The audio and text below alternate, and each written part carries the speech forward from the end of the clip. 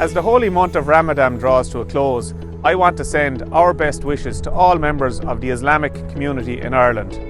The wonderful contribution the Islamic community, highlighted once again during the pandemic, has been exemplary, and the tireless work of people from all backgrounds during this period has shown the importance of solidarity and shared purpose. Best wishes and health and happiness for the year ahead. Assalamu alaikum. Ireland is a beautiful country known for its unique culture and history. Ireland is accommodating different culture and religion from across the world. Muslim community in Ireland have always shown diversity is the greatest strength of our country. As Ramadan ends, we Muslims celebrate Eid.